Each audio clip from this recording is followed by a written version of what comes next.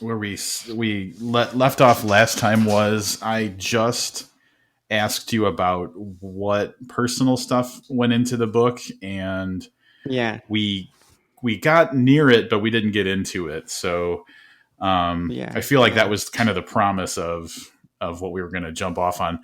I think, though, first for anybody who's listening or watching, just a little context. We got right to the just the meaty part of the conversation that has to do specifically with the book, and we had to end for the day.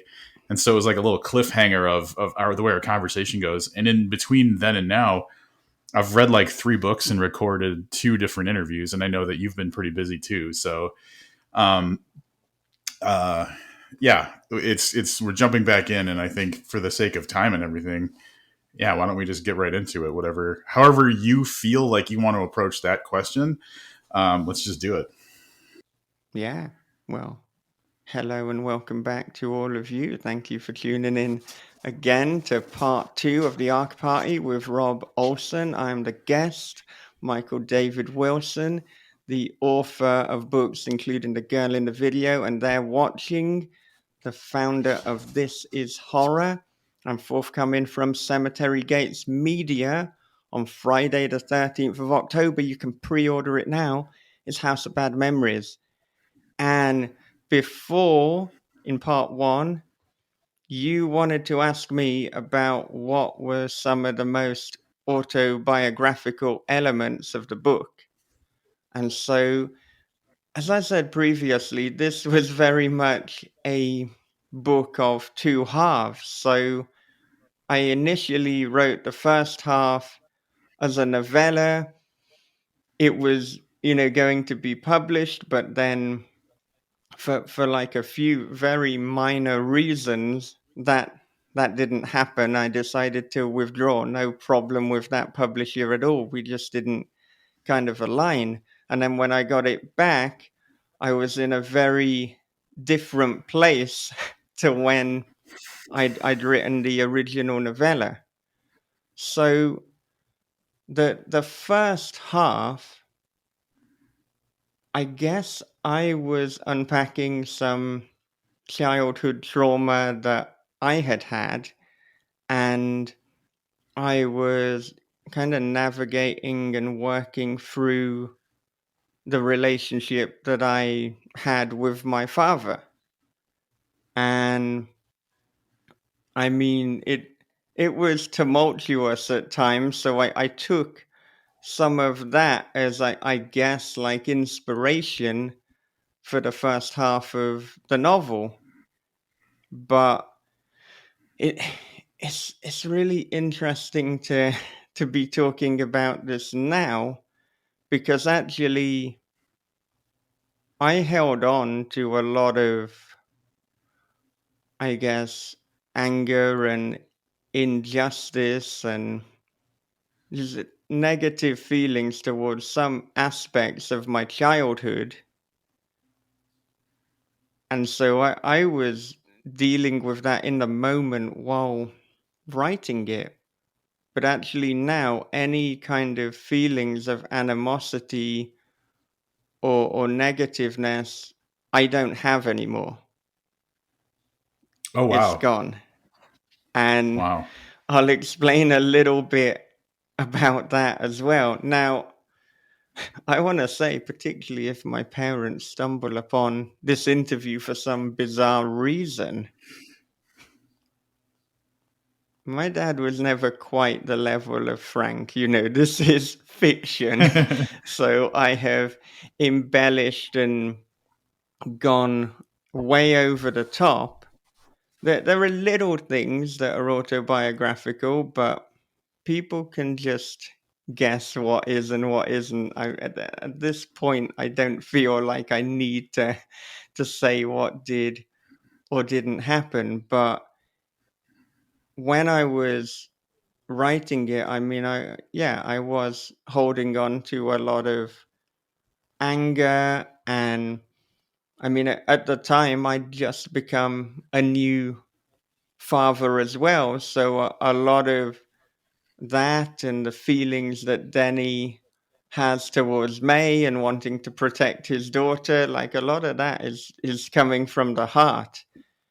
And I know that Jack Ketchum Dallas Mayer, he spoke about writing from the wound, and I really think with House of Bad Memories, that is exactly what I did. But as with my general approach to life and to trauma, it's interspersed with a lot of humor. Like, even Yeah. though I've been through some things both in the past few years and in my life generally, it's very difficult for me to tell somebody a real life story of, bad things happening without me cracking a few jokes. I guess because I just don't want it sounds ridiculous, but I don't want to put a downer on things, even if what I'm talking about is understandably a thing where if you were to put a downer on something, that would be it. But I guess I'd rather laugh than cry, although I do understand that sometimes it's important to cry too. You need to let that out. So I have had moments like that. But the second half of the book, that was written after my separation from my ex-wife. So we're now divorced, but so it's bizarre that I wrote one half when I was processing some things from my childhood, and then I wrote the other half when I was processing, the biggest, I guess, traumatic incident of my adulthood. So there's a lot of personal trauma baked into this book. Now, I said that all the negative feelings that I had towards my father, and look, like any feelings that I had were very complicated anyway, because I don't want this to turn into like, I'm just like shitting all over my father. Although if you've read chapter 22, you might wonder in which way. I'm not literally, but metaphorically. Like that there are certainly good aspects, a lot of good aspects about him as a dad, but I think at times during my childhood, the negative stuff kind of outweighed that.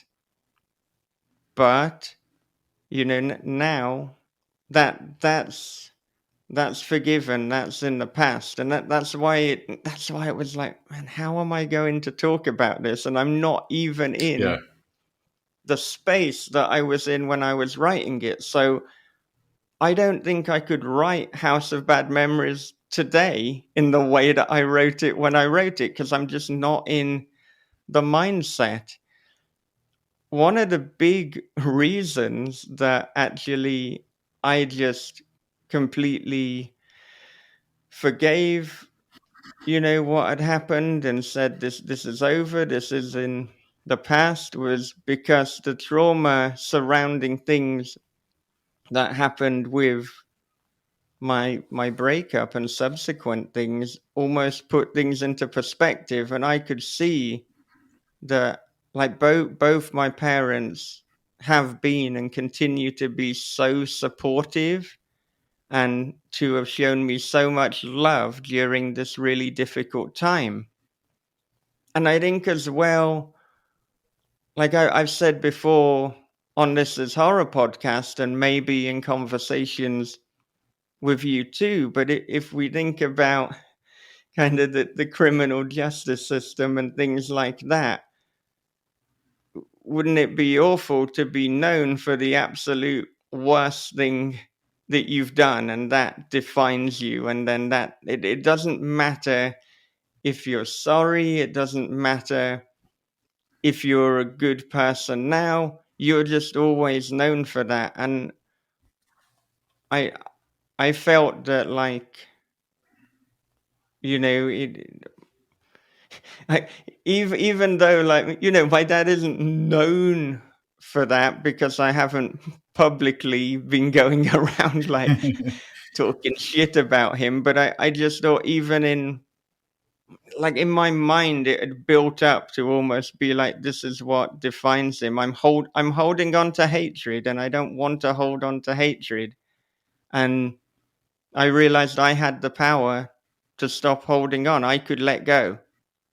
And I also realized that my own happiness should not be contingent on the actions of another person. And one thing was, I was holding on, and I was waiting for an explicit apology, for an over acknowledgement of what had happened. And then if I do that, then my happiness is contingent on the action of another person. And that is not a good Yeah. place to be. And, it was obvious as well that my dad was sorry for some of the things that happened in my childhood. But his personality and way of being is that you're just not gonna get that explicitly. So that's that. Now my mother has explicitly apologized for some of my childhood, and I've just said, it's okay, don't hold on to that. I forgive you. I love you.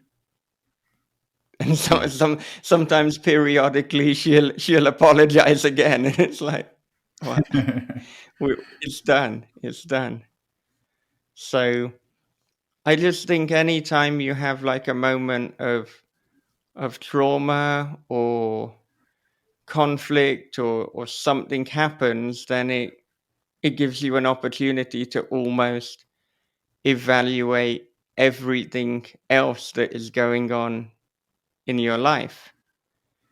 And so the divorce, the separation, the custody battle, the being apart from my daughter, it really put everything else into perspective.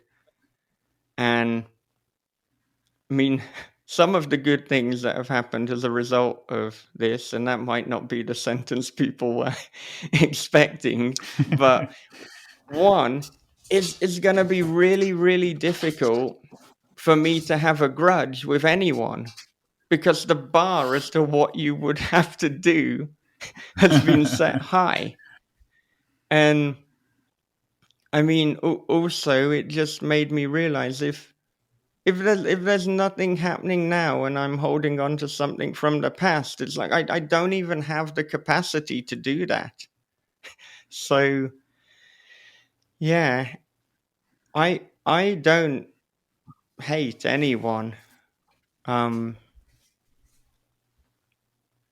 don't have, obviously, the feelings with my kind of current situation and my ex are complicated, but at the moment, we're both seeing my daughter. We're doing our best to make things work, and I certainly do not hold on to hatred towards my ex either. It's like, what's happened has happened. We can't change anything. Let's just move forward, and that's what I'm trying to do. In any action, in every action, I'm trying to lead with love and with kindness, but it can be difficult, but that's what I'm trying to do. And I'm trying to do it not just for me, but for my daughter, and for anyone, I guess, who interacts with me. It's going to be a better place if I'm leading with love. So I think that gets into, I guess, the core of the question. So I have like several ways I could go with this, but I think one of the kind of main things that I'm pulling out of that. First of all, thanks for sharing. Like, I know that anytime we're sharing things that are personal, or talking about hard things from our past, it can't be easy. But Um, so I appreciate you being willing to talk about it. And especially the way that it comes out in the book with Frank, the father figure, and how you've been talking about what personal things tie in. There is kind of a feeling of your problems can transcend the grave in a way. So, a personal experience for me, my father was never really a part of my life. Like before I was 2 years old, my parents divorced, and he moved to Alaska. So he lived thousands of miles away from me, and I barely ever saw him. Um, and you would think, oh, he was never in your life. That's easy. But for some reason, I can't let go of like the disappointment of him not being around and him leaving and all these things. And so even though he's been gone,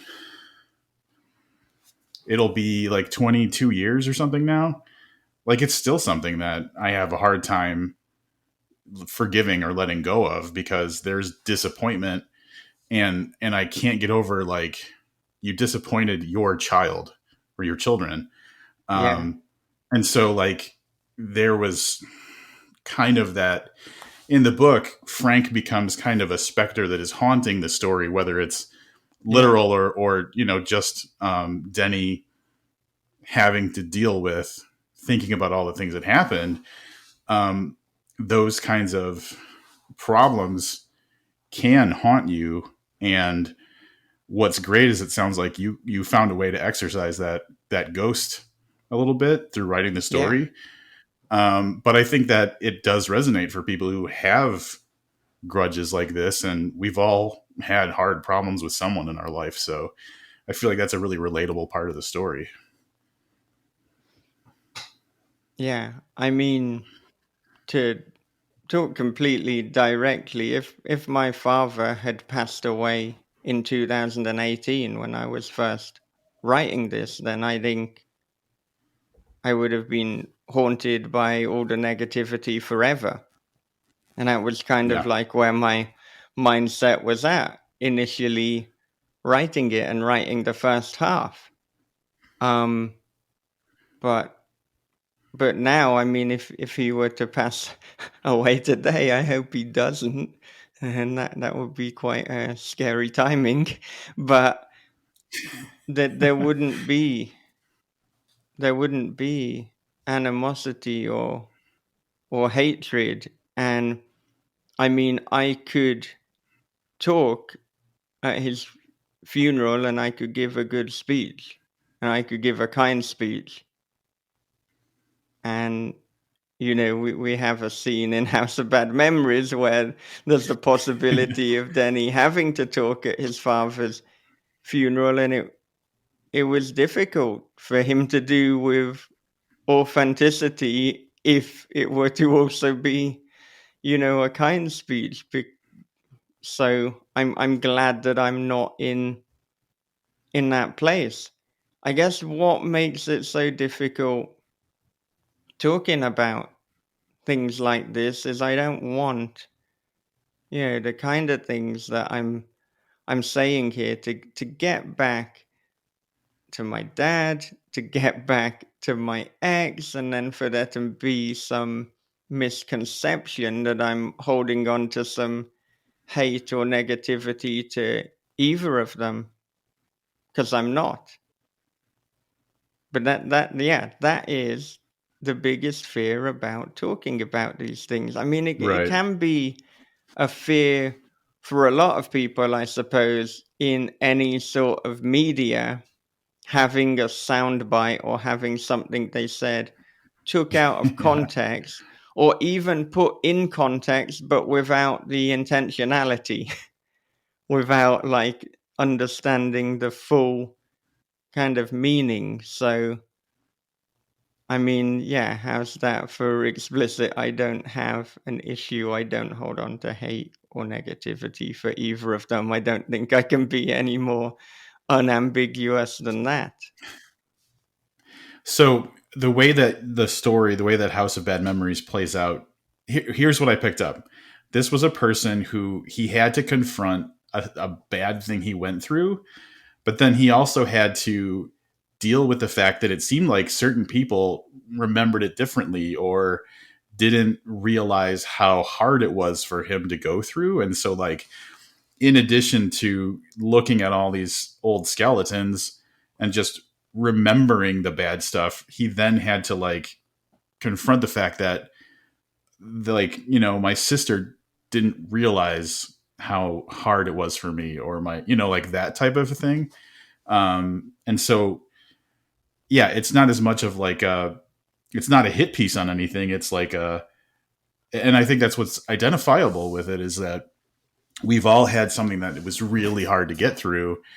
And sometimes we don't want to think about it, but when we're confronted with it, history is can be different from different perspectives. So, my memory of my father is way different than my mother's or my brother's. And so hearing them say nice things about him, I'm like, are we talking about the same person? Yeah. So I really kind of identified with that part of the book too, like confronting not only the bad history, but then the other versions of the history that maybe you didn't think existed. Yeah. Yeah. And of course, because people change and evolve throughout their lives, sometimes regress, unfortunately, as well as evolve. If there's like a reasonable age gap between siblings, then you can get a pretty different interpretation of someone. Yeah. Yeah. Because you have a different lived experience or whatever. Yeah. Right. And I mean, even being the oldest child as opposed to the youngest child, it's going to be a much different experience because, unfortunately for the oldest child, which I am, it's almost like, well, this is the test run. This is the first time, and you're gonna hone your parenting, I suppose, after, because you're just doing it out of the gate.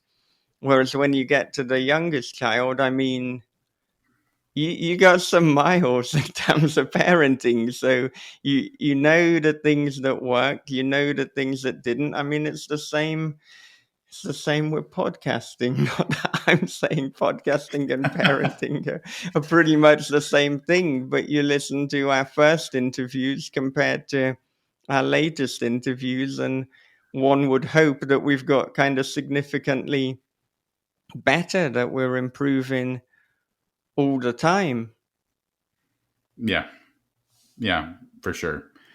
And to that point, that was another thing that I wanted to call out about the story. So Denny's got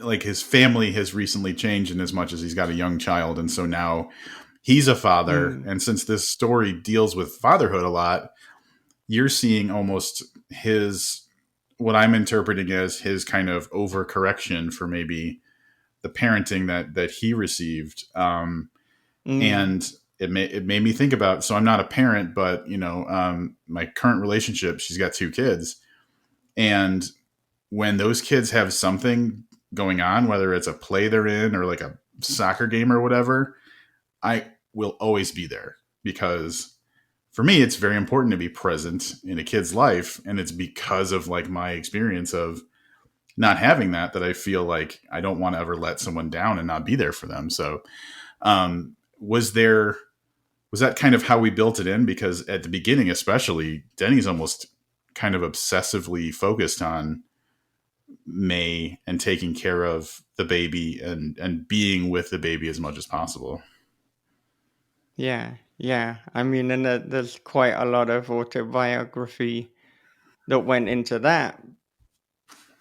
And it's impossible for me to talk about this book without sharing, without being really personal and honest. But my perception was that throughout my family, particularly on one side, that there'd been like a cycle of fathers that hadn't been great. Let's just put it like that, to put it in very mild terms. And so I decided And I tried to make a promise to say that I was going to break that cycle, because you know, and in a way you could turn this into a completely supernatural thing. It's almost like a curse.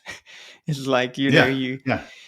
you become a father, and then, I mean, you're going to mess up. I mean, all parents unfortunately do mess up, but there are limits, and we can say, like, right, these actions I won't do. These are things I won't do. So, I mean, I said there were certain things that I would never do to my child or to my children. And I said, I'm breaking the cycle. That's not going to happen. Like, I'm not going to ever, like, physically discipline my children. I'm very against that. And so I made that promise,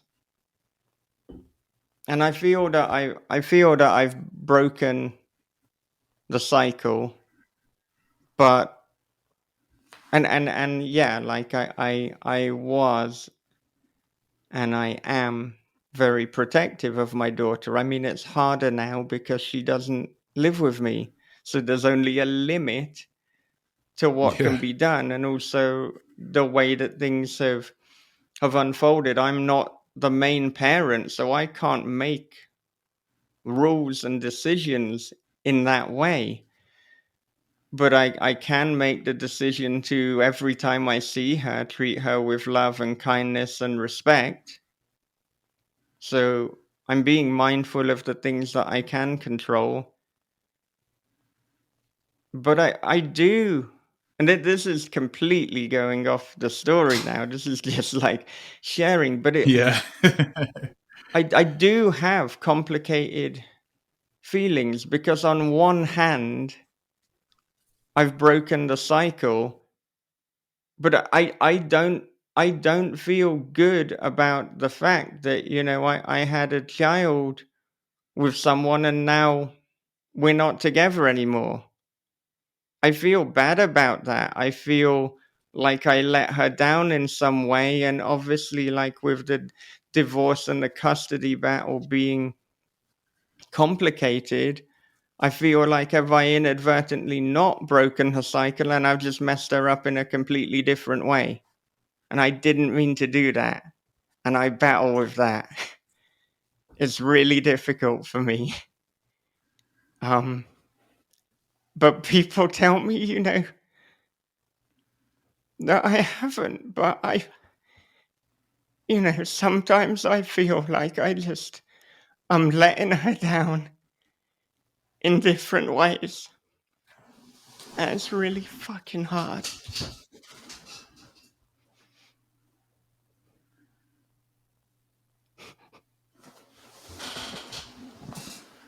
Do you want a minute, or do you want to push through? We're live. We're live, Yeah. All baby. right. All right. That's cool. I just want to make sure. Chapter Like, 22. uh, Chapter 22. No. yeah. No. um. Here's what I'll say, as the from the experience of a child. Um. You never know what's gonna, being a child and looking at the parents I have. I don't think they knew what was going to be good or bad. They were just doing their best, right? And I think that, well, one was doing their best. Um, One made a decision to not be there, but that was, um, you don't know what there's not like a rule book. You do your best, and from my mother, who was the person who was kind of primary in my life, I lionize that woman, and I do see all the effort that she made. And even my father, in the time I was with him, I could tell, like, that dude was into being a dad. He just Yeah. really made bad choices, and so it didn't work out. But, like, um, you can always see the good efforts and you can see the love, you can see the effort. But I think as parents, all you can do is try your best and make sure that they know how you feel about them. I think that's really all you can do. But again, that's me not being a parent. That's me not going through the kind of heart killing things that a parent has to go through on a daily basis. So yeah, I don't know. But from my experience, we are just trying to figure it out, and we're just doing what we think is best, I think. Yeah.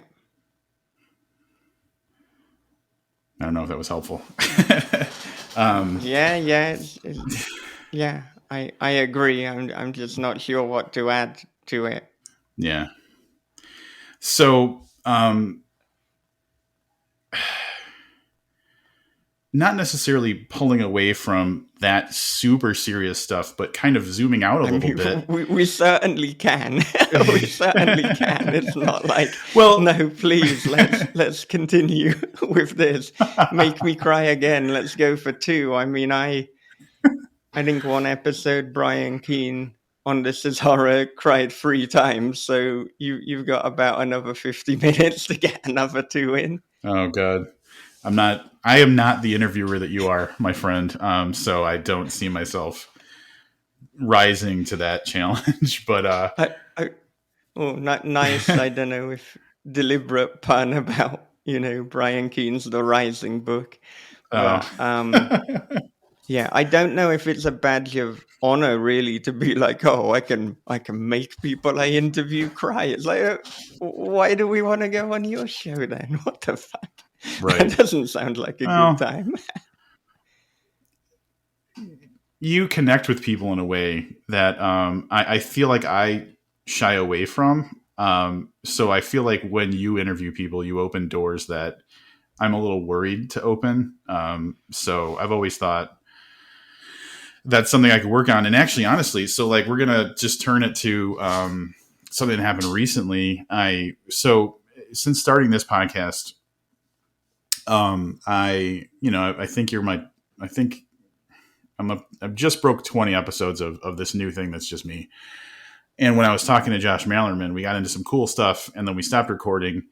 And I told him a really like vulnerable story about like when I was going through chemotherapy and how like what my lowest moment was. And it felt really good to talk about it, but we weren't recording.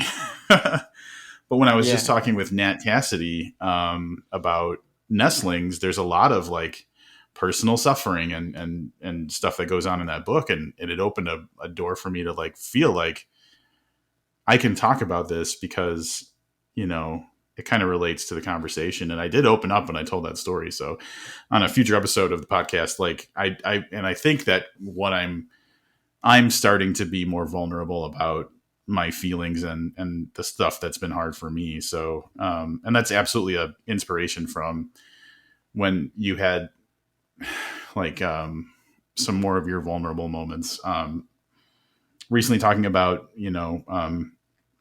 the stuff you were just talking about with your, separation and the custody and stuff. But so like, I think I'm kind of starting to want to be more of that as well, especially if it ties into the story. If it's like I'm interviewing James Patterson or something, I wouldn't be like, let me tell you about chemotherapy.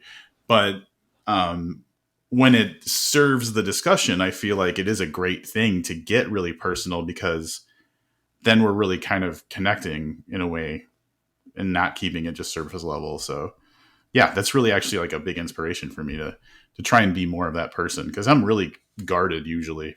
So yeah. I mean, I think we may have touched on it in episode 500 of This Is Horror podcast, which for people who don't know, Rob Olson was interviewing me alongside Lisa Quigley, Ladies of the Fright. And, I think the turning point for being more vulnerable on This Is Horror was episode 100 with David Moody, which we actually did live as well. So, when you're doing it live, it's like, well, this is it. This is the episode. And like David started talking about mental health and depression and just the real kind of struggles that he'd been facing, particularly going back to being a full-time writer, and he didn't realize how isolating and lonely it would be and the kind of negative effect that would have on his mental health. And then when we did that, we started getting comments and feedback from people thanking us for just being so candid and vulnerable and open. And I guess that was the shift. And beforehand, it's like, oh, if something is going to be uncomfortable or contentious, I don't want to get into that. So I would be guarded. But after that, it's like, no, if there's ever an opportunity, then I will, if that's naturally where the conversation is going. So, to be clear, it's like I'm not deliberately looking for trauma or wounds to open, but if there's an uncomfortable question that seems to be appropriate to what we're talking about, then I will do it. And I will do that with anyone, and that would include James Pattinson. I mean, we've had Dean Koontz on a couple of times. I started pretty near the beginning of the interview asking him about, having an abusive alcoholic father. That's quite a bold move, I suppose. Arguably the biggest guest in terms of reach that has been on the show. He's 10 minutes in and he's talking about, these really personal moments from his childhood, the difficult relationship, but it completely was appropriate to the conversation, especially as I open with early life lessons. Right. Again, literally the last This Is Horror podcast that I recorded, it may be out by the time this airs, because it will probably be the next episode of This Is Horror.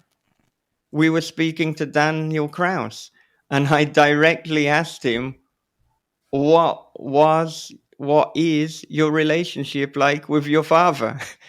And his response was like, wow, I respect how bold you've been to just ask it. And that is the way I asked it. There was no real run up to it. But if you've read Whale Fall, and if you haven't, it's not a spoiler to anyone anyway. I know you've read it because you've spoken to Daniel, but it's so much of it is about relationships, parental relationships. And so it completely served the conversation. I mean, there's trauma, there's a kind of, it's not a spoiler because literally the main character finds out that his father has committed suicide within the first page, I believe it is. So it's about processing their tumultuous relationship. So in fact, thematically, there's some crossover between House of Bad Memories and Whale Fall. Oh yeah. Aesthetically, and in the way that it's done, you probably couldn't get tonally much different books, but in terms of the themes and there's crossover there. Yeah, definitely, for sure. I had a thought about the idea of how we are vulnerable when we're talking, and then going back to what you were saying about worrying how people we're talking about might feel hearing it. And I was talking to Josh Malerman about the nonfiction book that he was in the process of writing when I talked to him, but he's since finished. And to me, the thought was, wow, that's put down on paper. Like, those are your thoughts that are going to carry on forever. What if, like, down the road you have to explain yourself? But then I thought about, there was Malcolm Gladwell made an appearance on some podcast and was saying how, yeah, of course I disagree with some of the stuff that's in, my early books, because I'm a different person now. I've changed. And so I think that being kind of authentic in the moment and talking about what XYZ means to me now is okay, because as long as people are giving you the benefit of the doubt, they have to understand that like we are constantly evolving people. And, if I don't say something clearly or use the right words, what's the meaning behind them? What is the feeling behind them? Hopefully you would give me the benefit of the doubt to do that. But then otherwise, give me the benefit of the doubt to evolve my thoughts and feelings too over time. So, but just not Yeah. saying them at all, I think, is one of the most like dangerous things you could do, is like just never express yourself. Yeah, yeah. I think it's important to have an outlet to express yourself and your most personal feelings. It certainly doesn't always need to be, and perhaps shouldn't be, public, particularly because, as we've said, like that could come back at you. And, what you're thinking initially about a thing, even within a few hours, it might change. But I do Yeah. think it's very dangerous. And yeah, I can say from firsthand experience, if you hold on to things and you never tell anyone, you should talk to someone. You should have like a trusted group. Of course, there's going to be like different people to talk about different things. It could be like, right, this is my friendship conflict friend, this is my relationships, this is my childhood trauma friend. Hopefully you don't identify your friends in terms of the trauma that you can talk to them about. But yeah, I think Right. much as our lives have different seasons, we have different people who we talk to about different things, and we go to be vulnerable about different things. It's probably good to not have one person who you go to about everything, because that's quite the burden to put upon that person. Oh yeah. Yeah, especially if it's like your partner. Um, Yeah, like that could be poisoning a relationship, where it's like you need to have healthy relationships with a lot of, not a lot, but like more than just a person, because you could be poisoning that relationship by just dumping everything on them. Um, I'm going to switch gears, yeah. buddy, because I want to, for the sake of time, I want to talk about other aspects of the book than maybe like the real heavy stuff. And we talked a little bit about it in the other episode, but there are definitely like more moments of levity and stuff throughout the book, and Oh that just yeah. feels like that was kind of like your natural way of telling a story. But the question I'm going to ask is, what was like your favorite aspect of the book to write? My favorite aspect to write, I think, a lot of the interaction between Jade and Gaza. Anything involving Jade was immensely fun to write. I also really enjoyed writing. There's a part in the book towards the end that references Annabelle Chong, and I'm not going to say any more than that. But that was a very fun part to write. Like I like the humor and the light parts. Those are generally the most enjoyable parts for me to write. I mean, the the book that I recently completed, Daddy's Boy, is even heavier on the humor. It might be a little bit much for some people, but in a way, I wrote that book for me because I've been dealing with so many heavy things. I just needed to write something which, in many ways, was just pretty fucking dumb.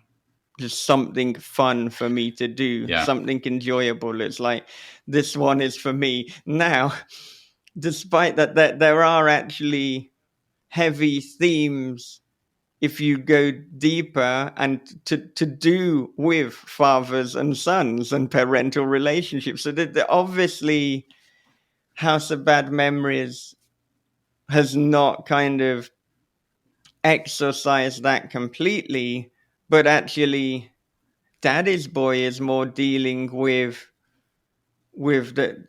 the idea of like abandonment and having a child but not always being with them, or not being with them for Ooh. a very long time. But we can save that for the release of Daddy's Boy if I was you'll going to say, even talk to me having read it. sounds like that's up my alley a bit. So for listeners, the Jade character is Denny's sister, who's kind of a junkie, and I guess the way that I would characterize her is she's kind of a fuck up, but like in a really entertaining way. Like she's just blustery and larger than life, and swears Yeah. like a sailor, and makes bad choices, but like in her own weird way, like because of the life that she's in, has like a weird competency that becomes valuable in like the fucked up situation that the story like ends up Yeah. being. And then oh, I didn't have, it's Gaza, right? The Gaza. Yeah, Yeah. is like the her kind of like her baby daddy, who is equally if not more fucked up. And but like the way he shows up is very much not, I don't want to say comic relief, but like it's obvious that Yeah. this character's presence um makes for the ability for like weird foolishness and tomfoolery to happen. And so it's very entertaining, especially when the two of them interact, because it's just like kind of a clown show of like fucked up lives, but not in a one-dimensional way. Like they don't seem like they're caricatures, like they seem like real Mm. people. But just, yeah, they do open the door to more of that levity and stuff like that. Yeah. Yeah. Yeah. And I think, Jade is a complicated character, and Jade is someone with a lot of loyalty and a lot of love. It just can be difficult sometimes to make the right decisions, but any decision she makes is the decision that feels right to her at the time. But she's very Yeah. impulsive. She will do Yeah. exactly what she thinks needs to be done at that moment. She will say whatever turns up in her mind. She doesn't give a fuck. If she ever gave a fuck, she is all out of fucks to give now. And yeah, I really like Jade, and the early reader reaction. I mean, for a number of people, she's their favorite character. And it's kind of got the gears turning that if ever I were to write a sequel, could I write, or a spin-off even, would I would I dare to write a book where Jade is the main character? And I might do that, but yeah, it would take something. Well, even like the thing that as a reader I think of first is Jade is introduced to us as this kind of like larger than life thing that she is, and we are Mm, endeared to her even though she's got flaws. But as a reader, my first thought is like, what got her to this point? Like, how is she this? So like my thoughts are an origin story. Like, is there a novella yeah, that takes yeah. us to her younger life, and like, Mm, and then basically puts it in a situation where it's like, oh, it all makes sense now. Of course that's how she acts because of this thing that I now know. yeah. All right. But So we've gone from sequel to prequel, or we can do the whole thing which a number of authors have done, where a book is simultaneously a prequel and a sequel, jumping yeah, between time periods. But yeah, there's a lot to think about. I mean, I already have a lot of story ideas and more story ideas and more stories in progress than I have time, but it's the way that the brain works. It just brings more of them, more of them to me. So do you know the person I love doing this with is Josh Mallerman? Because even if I know it's never going to happen, like if you plant an idea for a good story in his head, like his enthusiasm for it is fucking great. Even if it's like, it's never going to happen. But like in the moment, he's like, I could write that book. And it's very exciting. So I love Yeah. doing that kind of thing with Josh, where it's like, what would happen to the census taker? Or like, and that kind of thing. So, Mm, but, yeah. uh, Maybe we can have a Harry the Landlord origin story. um, That, that would be it was like the quite worst out time for of me to left take a sip. field. Yeah. So, I've been starting to ask this question, and I might actually kind of make this a common thing. Mm.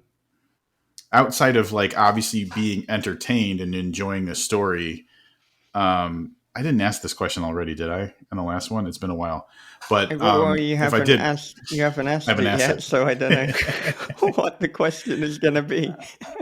So outside of just like the entertainment factor of reading a story and enjoying it, like is there something that you would like to hear that people came away from this book feeling, or like a deeper meaning that you would like them to kind of discover as part of this book in a non-spoiler kind of way you could talk about?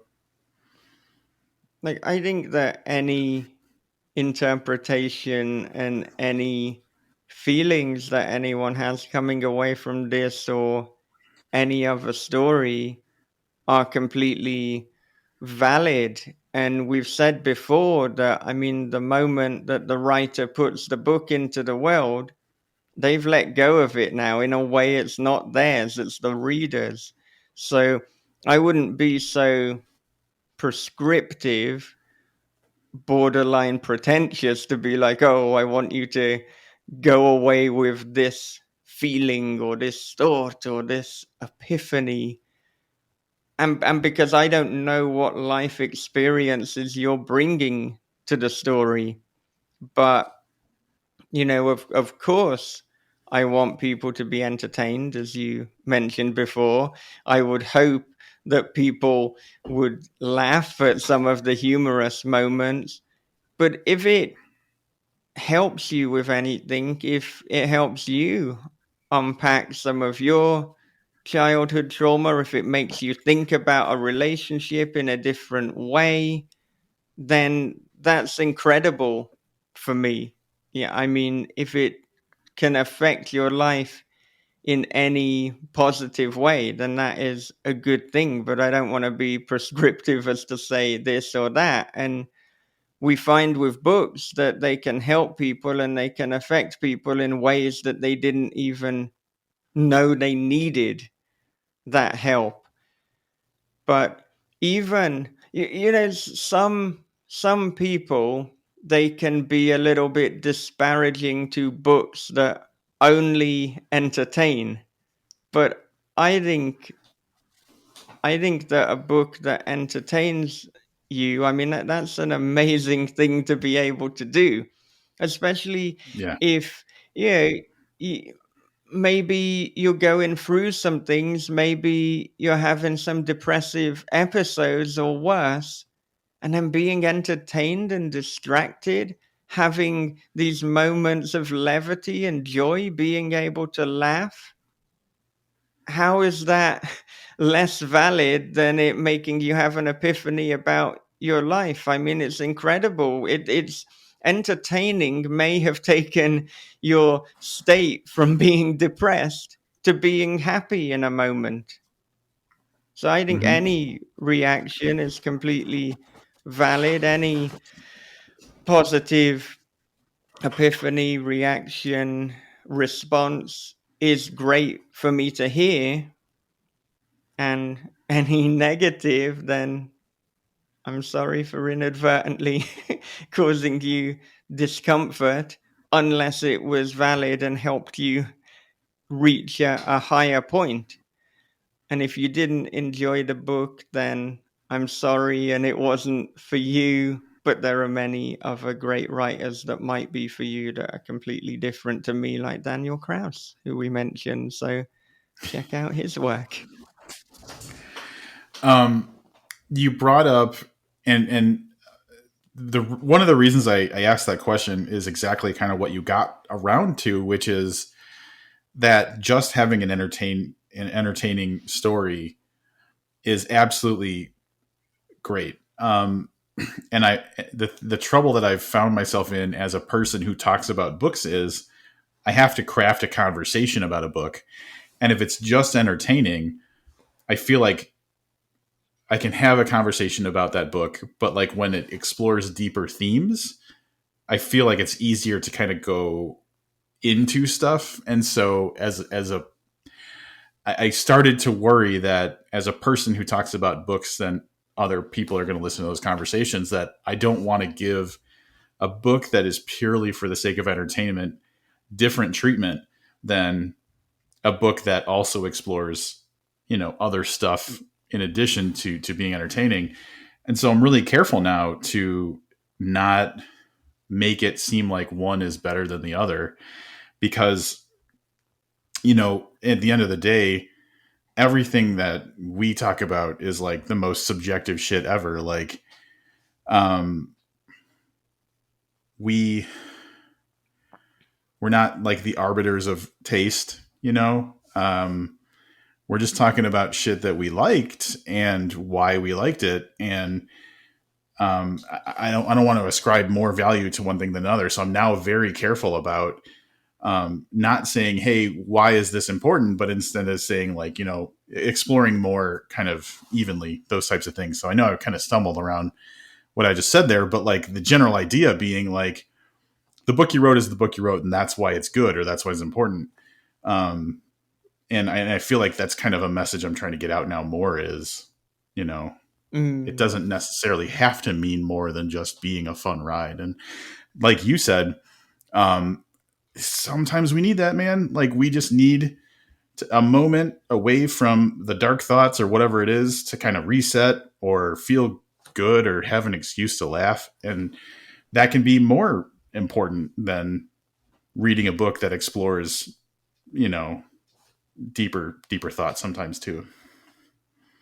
Right. Sometimes I just want to laugh and watch a Tim and Eric skit. Other times I maybe want to watch a David Lynch film and really unpack exactly what is going on here and dissect the meanings. But I don't think that one is necessarily more valid than the other. I think it's a different function. If I watch Blue Velvet or Freddy Got Fingered, I'm going to have a completely different experience. But I think that they both serve a function for a different time and a different response that I need. And I think too that, I mean, a lot of books or films that are just entertainment are actually not just entertainment. There are meanings, there are things that are going into them. They might just not be as overt.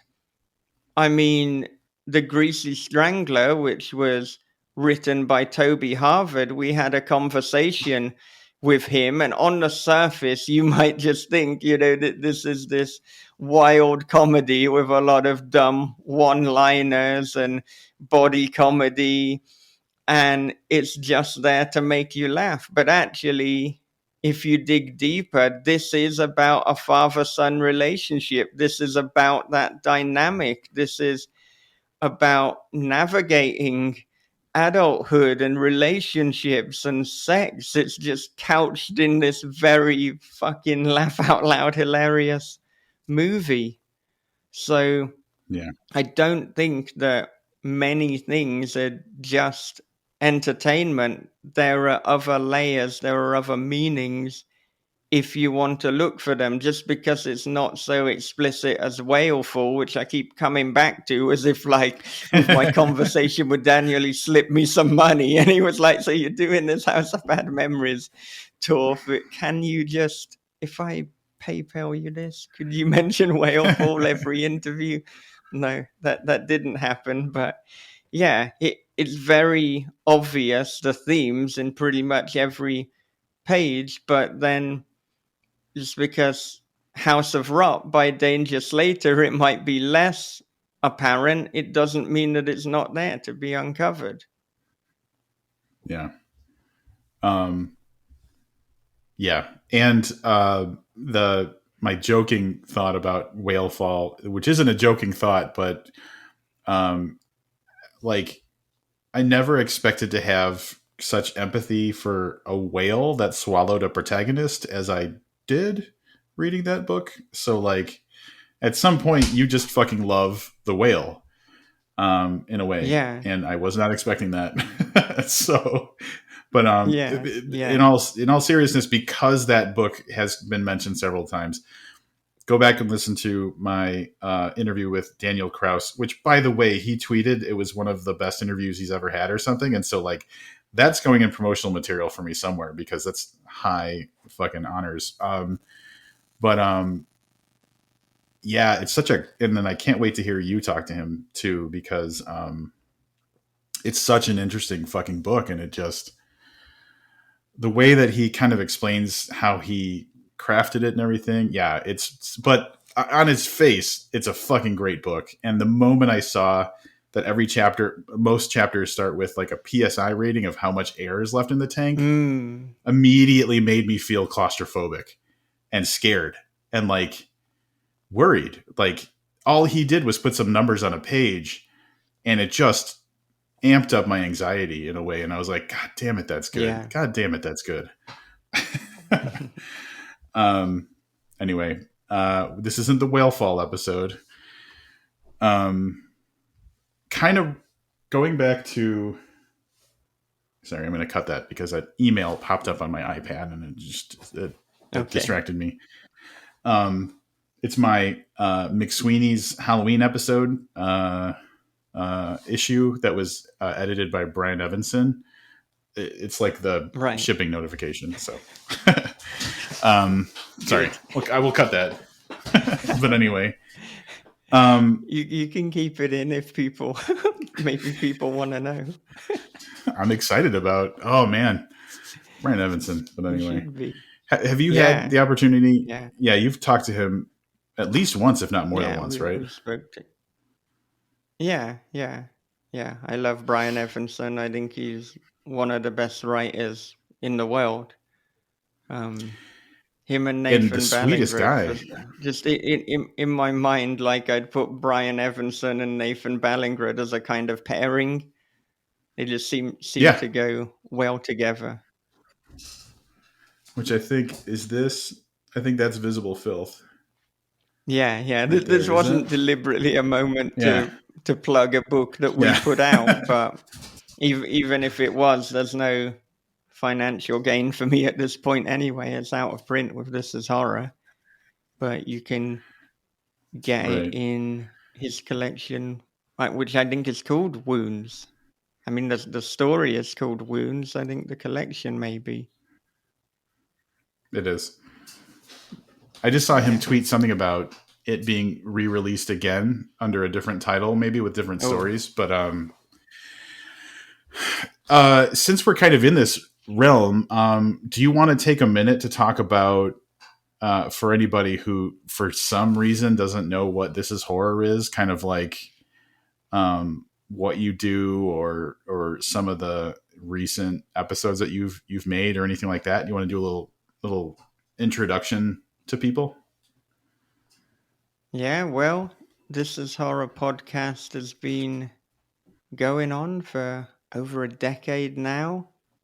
And if you include some of the kind of sub-episodes, I believe, as of yesterday, it has 541 episodes. I believe the book had 540.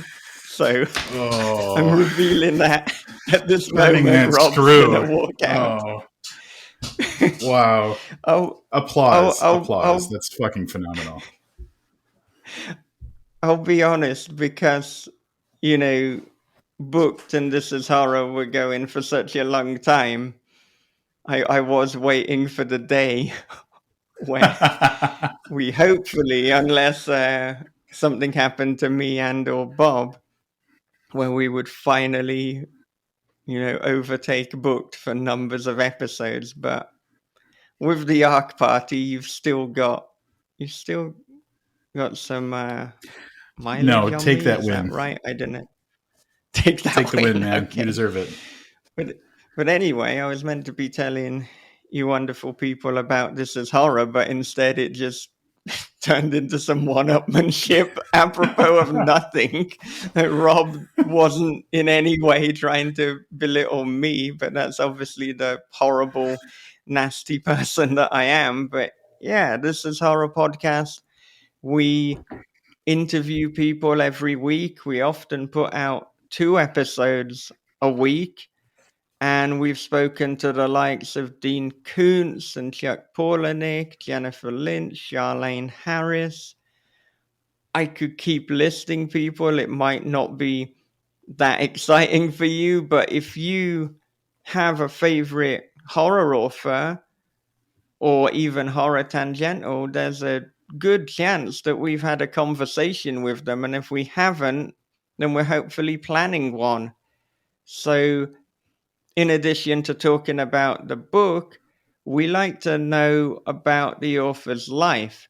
So often, particularly for the first time we speak to the author, the episode will typically be in 2 parts. The first part will be about early life lessons about their journey as a writer, about struggles and being vulnerable, as we mentioned before.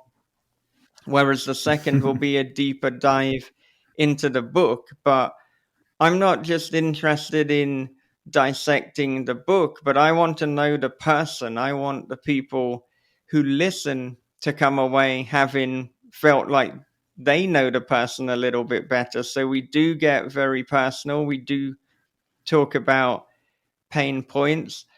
I think if you're a writer, then it's really valuable too, because I like to get writing lessons and craft lessons. So, I mean, this is incredibly grandiose, but in terms of like takeaways from the podcast, if you can listen to some episodes and you can improve as a writer and even better improve as a person, then the job has been done. But equally, if I just entertained you, then that was valid too. And I will say that you guys do a fucking great job. So I'm going to start with that. So anybody who is interested, not just in horror writers, but just in hearing about interesting authors in general and the books that they've got coming out, This Is Horror absolutely must be on your list. But specifically, what I've really done with Arc Party is just dialed into primarily a discussion about the specific book. And I've kind of cut out most of the other types of conversation. I stay really focused on talking about the book, and you do take the opportunity to explore deeper into the person and who they are, and you have a bigger kind of approach than what I do. I really dialed into the one thing, and you really go deeper and farther. So if that is something that as a listener you want, like, Michael gets great guests, ranging from, like, obviously you said, like Dean Koontz and Chuck Palahniuk and stuff, to people who are lesser known, who may be starting out or just don't have as much, attention as some of the big names. So it's just invaluable, man. And I don't think that you ever set out to be important in horror, but like the existence of This Is Horror as a podcast and as a website is absolutely a service to the horror community that can't be denied, and is a very valuable resource for people. Well, thank you very much. And I mean, I think, the going into the personal stuff, that probably is our unique selling point. Because there are a podcast such as The Arc Party and Talking Scared, where you dive deep into the book. But I'm not sure that I really know of any podcasts within the horror genre that jump into the personal life quite in the way that we do. It's interesting because there's been other podcasters who have said to me they almost don't do that as much because they feel like This Is Horror has it covered. So that was kind of an interesting comment. I mean, I don't believe that in the sense that it's like, oh, don't touch this. This is our area. No, of course not. I think I've said before, the thing that makes the podcast unique is you. So it does. So the market can't become oversaturated, because as long as you're not a clone, then you're going to be a unique individual. So your voice is what makes it interesting. But I think that's why we dive deep into the personal life in This Is Horror, because that is an interest of mine. And I'm really interested in self improvement, becoming a better human, becoming a kinder human. Goodness, I I need to do that. I think I've improved over the years. I think there's a long way to go. It is a journey for me. But some of my favorite podcasts, like outside of horror, they're about self improvement. I love the Tim Ferriss show, which is always about kind of hacking and optimizing and getting better. I'm really enjoying Andrew Huberman's The Huberman Lab, which is talking about like health and different ways to optimize the human body. I'm a great advocate for the paleo diet, and so I listen to a lot of podcasts along those lines. So I'm just interested in getting better. I'm interested in philosophy. I'm interested in the way that different people think. I'm interested in getting to understand and know people better. So all of that goes in to This Is Horror. I'm a very curious person, so I will perhaps ask some questions that other people wouldn't, and my mind might go to some places that were unexpected for what was said. I have and I do latch on to little bits in a writer's answer that seem innocuous, but that's the direction I want to take it.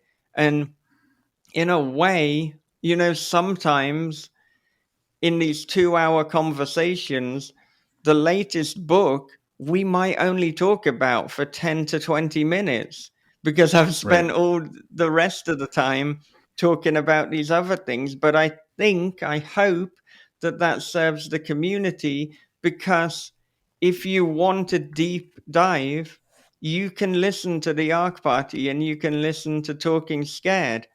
You can listen to She Wore Black. I hope it's She Wore Black. I keep Yes. forgetting. Is it She Wears Black or She Wore Black? It's definitely not She Is Wearing Black, but that that is a fantastic podcast as well. That's a really unique podcast because it really hones in on gothic horror. That is the kind of niche. If you like gothic horror and Shirley Jackson kind of esque stories, then you should listen to that one. And the host, Agatha Andrews, is such a smart and perceptive person as well. So definitely check out those. But I think we're all complementing one another in that what we're doing is serving the whole community rather than competing. I will say that I agree with that. Everybody's got a place in the kind of sphere of horror podcasting, and it's not like you're getting the same 8 questions and answers every time you listen to this, these different podcasts. Everybody's got kind of their own approach. So yeah, it is very complimentary, and you have the opportunity then to hear 3 or 4 different conversations with the same author about their book, or their, like with This Is Horror, their life. And I talked to Daniel Kraus months ago, but I can't wait to hear what he says to you, because you're going to ask questions that I didn't think to answer, and it's going to be better for me. So like, I think that's kind of the landscape of horror podcasting right now is very complimentary. Yeah, and it's because we're having conversations and we are actively listening. And often when I'm preparing for an interview, for a podcast conversation, I will listen to other interviews that the guest has had. I don't want to repeat too much, but also I just want to get a sense of this person. Also, as I said, I latch onto things, so they might have given an answer with some innocuous detail that the host rightly didn't follow up on, but I want to follow up on it. But I think that podcasting is so important and the art of the conversation is so important, because when I'm researching, if I listen to interviews that are often not a podcast, it's like a quick 10-minute interview on YouTube, or maybe shorter, or maybe it's taken from a news program, or maybe it's a festival, or sometimes it's an awkward 20-minute Zoom call. There are people that I see that, in my opinion, are not very good at interviewing, or at least are not very good at conversations. It feels like they have their list of questions, but they're not actively listening. They're just going through the questions. And even worse, there will be people who they clearly haven't read the book, or I've seen on numerous occasions people will be like, so you got a blurb from Stephen King. What was that like? What did it feel like? You're not asking about Right. the book. But then like I mean, it's okay, I think, to mention the blurb from King once, but there are people who in 10 minutes they keep going back for it, like, oh, I just can't believe that you got a blurb from King. Yeah, well, I fucking did. Move on. Yeah. So Right. Is that the whole story? What we're doing, what we're doing is just so valuable. And I'm so glad that media and technology is working in such a way that we have evolved from the interview to the conversation, because I want to hear from the real person. I don't want some Q&A bullshit. And it serves a purpose, and that's good, I guess, if you're doing it for a quick column in a magazine. But I feel if you're doing that for an audio or a video format, then you're not using the format to its full potential. So Yeah. that's my way of saying, like, I'm glad that hopefully that old way is going out, and I think what we're doing is so valuable. I agree. And now I'm inspired to, because this was part of the conversation, one thing I'm going to do in my post on Substack, which is how these episodes go out, is make sure that I include a list of horror podcasts that people should check out. So the ones that we have mentioned, and then also I'll try and, piece together some other ones as well that maybe didn't get mentioned, but not for any negative reasons. Because it's definitely, it's one of those things where, like, much like when you're reading, you want to find an author whose voice speaks to you. It's the same thing with podcasts. Like, some stuff I got to tell you that, there was a podcast that was super famous, the true crime one. And I can't remember what it was. It was a true crime. What, doesn't matter. You're not talking about, okay. Yeah. But I tried to listen to it because it had so much praise, and I just could not get past the woman's voice. And so I stopped. And, like, maybe it's a great podcast, but, like, I can't do it. So there's so many reasons that you will or will not latch onto a podcast. So we'll do our best to make sure that we I'll make sure I provide you with a list of stuff that is recommended and has really good content on it. Yeah, and the reasons that one might not like a podcast can be completely different, from person to person. So, I mean, in your case, you didn't like that person's voice. For other people, they might love her voice. So, Yep. yeah, that's why, I even made a point of caveating that Q&A style does not work for me, rather than saying this Yep. is objectively bad. This is my opinion. This is what I want. But actually, there could be some people who are like, no, I want to know this information. I want it to be succinct, fast, question, answer, move on. I got shit to do. But for me, I want to sit down for 2 or 3 hours and let's go deep. Yeah. Let's dive deep, Which- like in Whaleful by Daniel Kraus, out now, wasn't paid any money.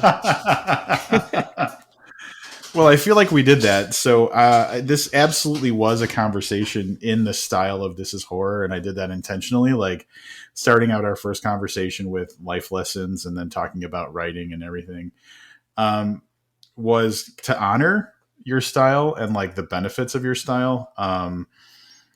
And we definitely went places that I haven't gone, I think, in any other interview that I've done before. And we've got more real. So, this was for people who are listening or watching who haven't checked out Michael's podcast, kind of a preview of how similar it could be to what he does. So, but all that said,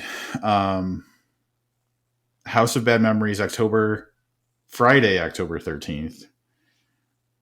And I promoted the wrong social medias on the last episode, so that's going to be updated. But I also promoted that there was an ebook and a paperback, but I did not mention audiobooks. So do you have anything specific to say about that while we wrap up? So the audiobook is going to be published via This Is Horror. So I have the rights to the audio. It is narrated by Aubrey Parsons, who has done such a fantastic job.